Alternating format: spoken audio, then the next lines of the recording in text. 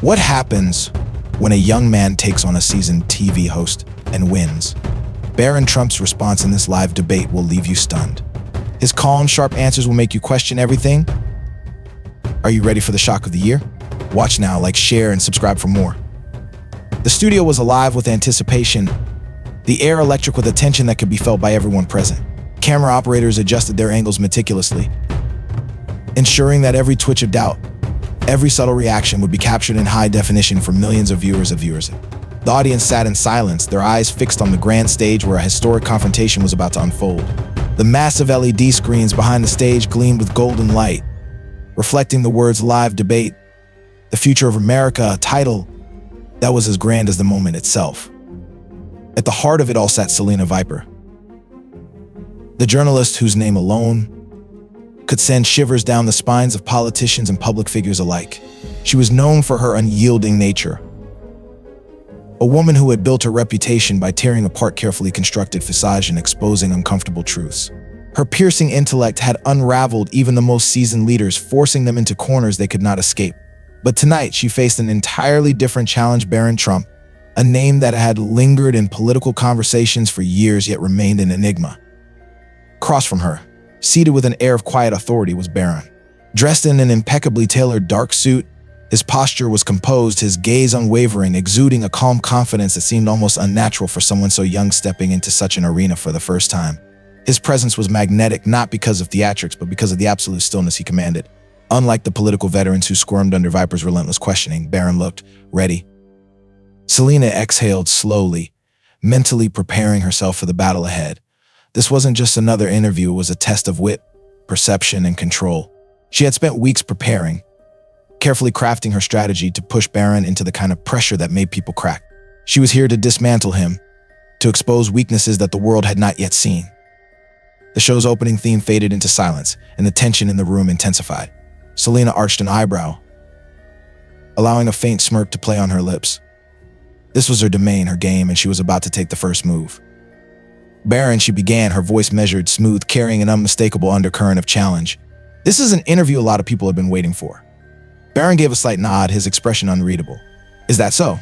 he replied, his voice even, betraying neither arrogance nor nerves. Selena leaned forward slightly, her eyes gleaming with sharp anticipation. "You're a name people recognize, if you actually know you. That changes tonight."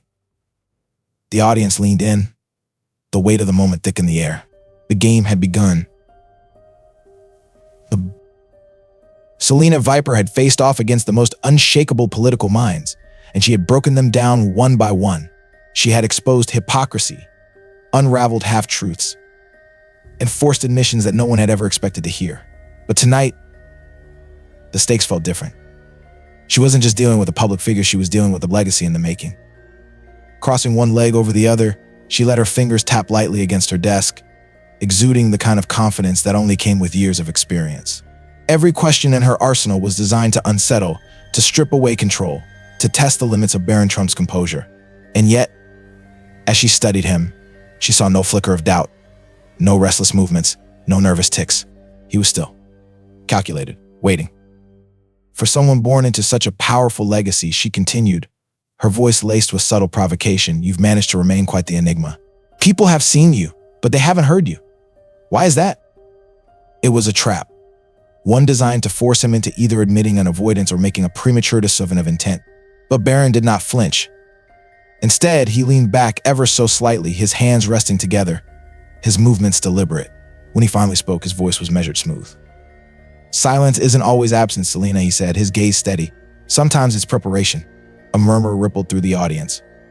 It was a brilliant response, not defensive, not evasive, but strategic. He had sidestepped the question without breaking a sweat. Selena's eyes flickered, her mind adjusting. If subtlety wouldn't shake him, she would shift to pressure. "You've been in the public eye your entire life, whether you wanted it or not." She pressed on, narrowing her gaze. "Do you ever feel like you're merely a product of perception? That people have already decided who you are, regardless of what you say tonight?" It was a loaded question, one that left him little room to maneuver. If he admitted to being shaped by the public's perception, he risked appearing weak, lacking individuality. If he denied it outright, he could come across as out of touch. Barron exhaled softly, allowing a moment of silence to stretch between them, commanding the space rather than rushing to fill it with nervous words. Perception is an interesting thing, he finally said, his voice carrying an almost philosophical weight. It tells you more about the people observing than the person being observed. Selena's eyes narrowed slightly. He wasn't just responding, he was redirecting. This wasn't the reaction of someone caught off guard, this was the move of someone who had anticipated the attack. She smiled, but it was a smile of acknowledgement, not victory. This was going to be more interesting than she had expected. Placing her notes down, she folded her hands neatly on top of them, signaling to everyone watching that she needed no written script to dismantle her guest. Her eyes locked onto Barron's, sharp and unyielding. Let's be honest, she said, her voice smooth but edged with an unmistakable challenge. Your last name is one of the most polarizing in modern history. It carries weight, power, controversy, expectation. Whether you like it or not, it has shaped how people see you. My question is simple, has it also shaped how you see yourself? Barron met her gaze with an expression unreadable, his posture unchanged. He didn't fidget, didn't shift under the weight of the question. Instead, he exhaled slowly, controlled. Everyone is shaped by where they come from, he said, his voice steady. But the difference between being shaped and being defined is a matter of choice. A hush settled over the studio. It wasn't just a good answer, it was a perfect one. Selena knew she had just met an opponent unlike any other. The real battle had only just begun. Selena let the answer linger, letting the weight of Barron's words stretch across the room. It was clean, polished, a near-perfect sidestep. But she wasn't about to let him slip away that easily. She leaned forward slightly, her sharp gaze locking onto his, refusing to let him dictate the pace. You speak of choice, she pressed, her voice steady but laced with undeniable challenge. But how much choice have you really had? She continued, her tone calculated, deliberate. You were born into wealth, power, influence. You didn't have to fight for a place at the table, you inherited it. The air in the studio thickened, charged with silent anticipation. It was a masterful trap, designed to force an admission that could alienate him from those who resented privilege. If he acknowledged his advantages, he risked appearing out of touch. If he denied them, he would seem naive or delusional. The audience leaned forward, waiting, their eyes darting between them like spectators at a high-stakes game. But Barron did not flinch, did not shift, did not give her the reaction she was hoping for. Instead, the faintest ghost of a smile appeared on his lips, subtle but intentional. Privilege is an interesting word, he mused, his voice smooth and controlled. If a doctor's child grows up with access to the best education, are they privileged? If a musician's son grows up surrounded by music, is that privilege? Or is it just another way of saying some people start their journey differently? A murmur rippled through the audience, a sign that his words were landing. Selena's fingers twitched against the desk, sensing that he was not just responding, he was redirecting. He wasn't caught off guard, nor was he on the defensive. Instead, he was reframing the entire discussion. She narrowed her eyes slightly, recognizing that she was now engaged in a battle of perception rather than just a debate. So you acknowledge it then, she pushed, determined not to let him slide through the cracks. Barron nodded slightly, his expression unwavering. I acknowledge that no one chooses where they start, he said smoothly. Only where they go from there. The shift in the room was almost tangible, some nodded in quiet approval. Others exchanged glances, intrigued by the way he had turned the moment into a statement of personal agency rather than a confession of privilege. Selena immediately sensed the danger. He wasn't just evading, he was leading. If she allowed this to continue, she would be the one forced onto the defensive. Pivoting swiftly, she adjusted her tone. Fair enough, she conceded, her voice measured. Let's talk about something that isn't defined by privileged public scrutiny. She shifted slightly, choosing her words carefully, her next move already in motion. Unlike the rest of your family, you've managed to stay out of the media's direct line of fire for most of your life until now, she said. Tell me, Barron, why step into it now? The pause she left in the air was deliberate, meant to invite either hesitation or over-explanation. But Barron took his time before answering. Because silence isn't always the best response, he said finally, his tone calm but firm. Sometimes people don't just need to hear stories, they need to hear them from the right voices. His words hung in the air, pointed yet subtle, implying that he wasn't just here to answer questions, he was here to challenge the very media machine itself. So you believe you're the right voice? Selena asked, tilting her head slightly, her eyes narrowing. Barron exhaled, unshaken. I believe that people deserve to decide that for themselves, he responded. The tension in the room crackled like static electricity. This was no longer just an interview. It was a strategic showdown. Selena, ever the seasoned journalist, quickly adapted her approach. She leaned back, adopting a more casual pose, pretending to relax, though her mind was working twice as fast. "All right," she said, her voice deceptively light. "Let's take your name out of the equation. Imagine you weren't a Trump, no legacy, no recognition. Do you think people would still be listening to you right now?" Barron didn't hesitate, his response carrying the same sharp precision as before. "People listen to me because of my name," he admitted, "but if I had nothing worth saying, would they still be listening now?" The reaction in the room was immediate applause, murmurs, exchanged glances of realization. Selena's lips pressed together ever so slightly, suppressing a flicker of irritation. She had spent her career controlling interviews, dictating the tempo, setting the narrative, but Barron was proving himself to be an opponent of a different caliber. He wasn't reacting, he was strategizing. Recognizing the shift in power, she moved to her final play. "All right," she said, her tone sharpening. "Let's get to the real question." She leaned in slightly, her presence commanding the space between them. "You spent this interview defining yourself, challenging perception, controlling the conversation. But let's ask the question people really want to know. Are you stepping into politics for the first time?" She left no room for ambiguity, forcing him to address the speculation directly. Barron hesitated just a fraction of a second, barely enough for the untrained eye to catch. But Selena caught it. Then, he smiled. A knowing, measured expression. "I want to enter politics just because my last name is Trump," he said, "but I also want to avoid it just because people think I shouldn't." A hush fell over the studio, a silence heavier than any moment before. His answer wasn't a confirmation, nor was it a denial. It was deliberate, calculated, designed to leave the audience speculating, discussing, debating. Selena knew exactly what had happened. He hadn't just answered the question, he had left it open-ended, allowing the public to decide what it meant. He had given them just enough to talk, to question, to headline. And at that moment, she realized he wasn't playing defense. He was playing the long game. She took a slow breath, her mind racing. But she had one last move left. She had set the stage for one final question, one that could force a defining answer.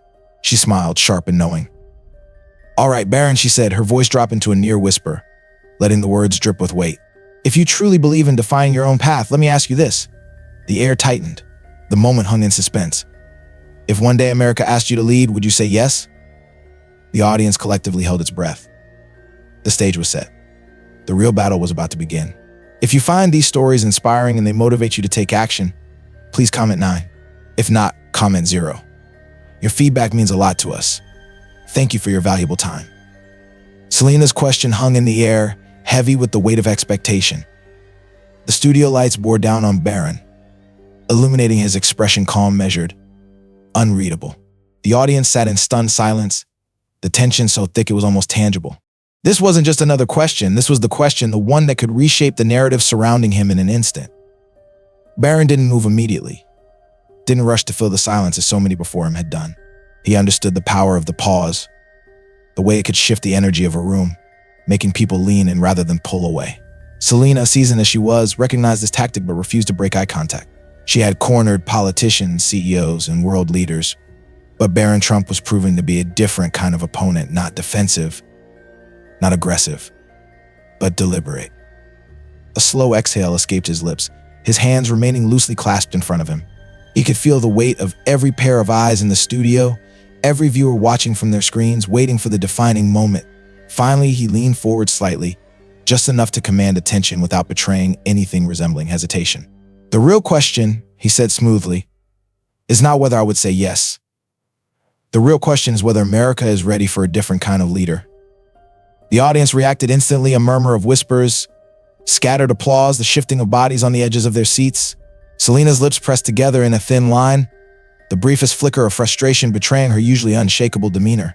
He had done it again, sidestepping the trap, flipping the narrative, putting the burden of the answer not on himself, but on the people watching.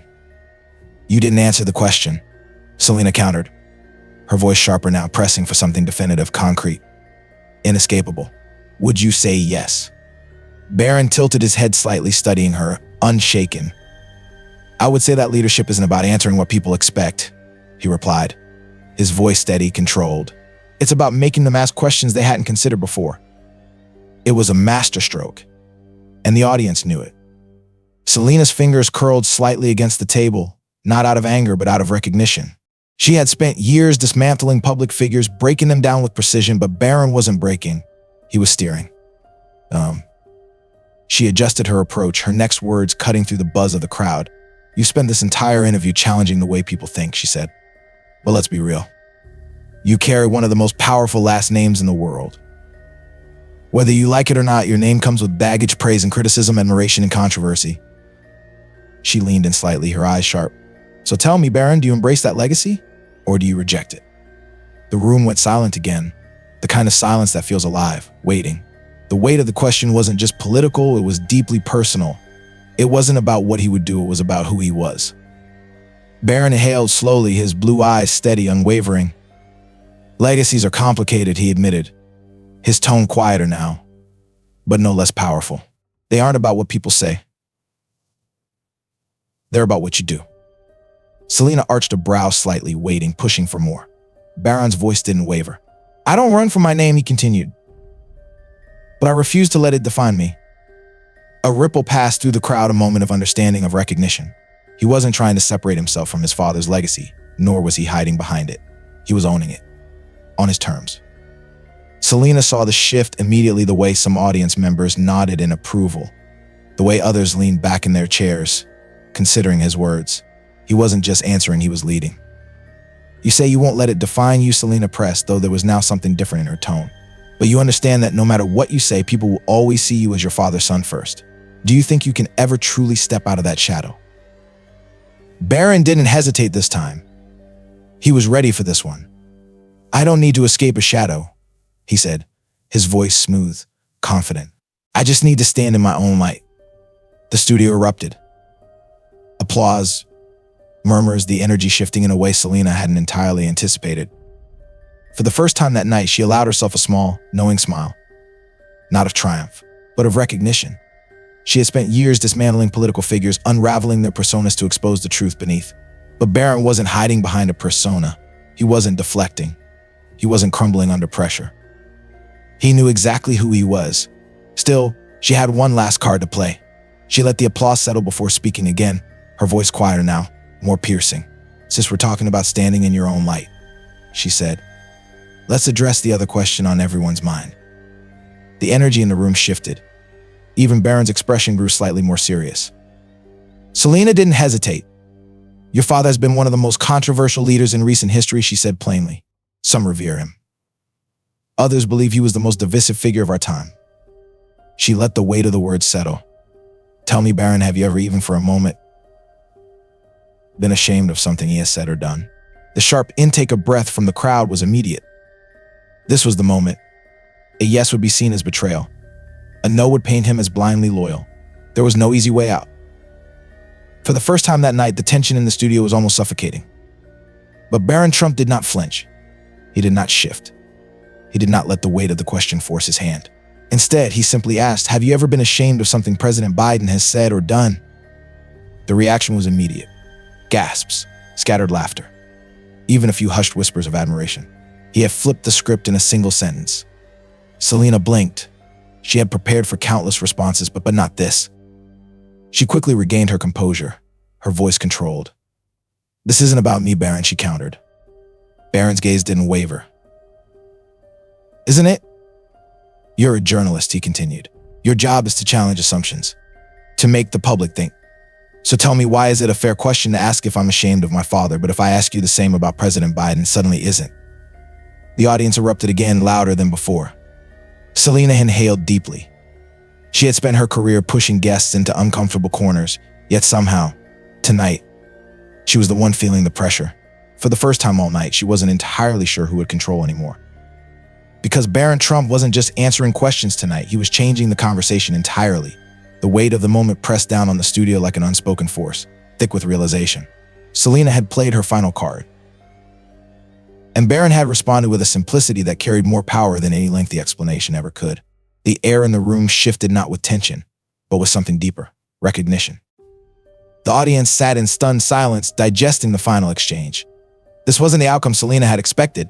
She had prepared to break him down, to expose cracks in his composure, but instead she had witnessed something else entirely. Barron Trump had taken everything she had thrown at him, every trap, Every sharp-edged question meant to unravel him and turned it into an opportunity to define himself. Not as his father's son, not as a political pawn, but as his own person. Selena exhaled slowly, hands resting lightly on the table in front of her. For the first time that night, she wasn't sure how to close the interview. She had orchestrated countless high-profile confrontations, but this one had taken on a life of its own. She was no longer in control, he was. She studied him for a moment, searching for any sign of triumph, any glimmer of satisfaction that he had outmaneuvered her. But there was none. Barron remained composed, calm, entirely at ease in the storm he had just walked through. He wasn't here to win. He was here to be understood. Selena let out a soft chuckle, barely audible, but Barron caught it. She shook her head slightly, a small smile playing at the corner of her lips. "Well, Barron," she said at last, her voice steady but carrying newfound understanding, "I think we can all agree on one thing tonight." She glanced at the audience before locking eyes with him once more. "You're not just another political figure's son." The words settled over the room like a verdict, final yet open-ended, allowing everyone watching to interpret their meaning for themselves. Barron gave a slow nod, a quiet but knowing acknowledgement. "Thank you," he said, his voice carrying the same calm confidence it had held from the beginning. And with that, the interview was over. The camera zoomed out as the closing credits began to roll. But the energy in the room didn't dissipate. If anything, it intensified. The moment the cameras stopped filming, a collective breath was released throughout the studio, one not of relief, but of realization. Something significant had just happened. Not just another debate, not just another political interview. Something bigger. Barron Trump had walked onto that stage as an enigma, a name whispered in speculation.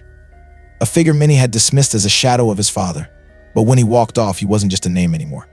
He was his own man. Behind the scenes, social media had already erupted. Within seconds, clips of the interview flooded the internet. Barron Trump just changed everything. Not his father's shadow, his own force. That wasn't an interview, that was history in the making. Selena sat in her chair for a moment longer, watching him leave, her mind replaying every moment of the past hour. She had come into this expecting to dismantle him. Instead, she had helped reveal him. And whether she liked it or not, she knew one thing for certain: this was only the beginning. Barron Trump stepped backstage, the weight of the moment still fresh on his shoulders. Yet he carried it effortlessly. Staff members and producers exchanged glances, some whispering amongst themselves, some nodding in quiet admiration. Even those who had come in skeptical, expecting him to falter, were now reconsidering. He had done what many before him had failed to do. He had faced the fire and walked through it untouched. A staff member handed him a phone. "You should see this," they said, eyes wide with a mixture of shock and respect. Barron glanced down. His name was already trending worldwide. He didn't smile. He didn't react. He simply handed the phone back and continued walking. Because this was never about going viral. This was never about winning an argument.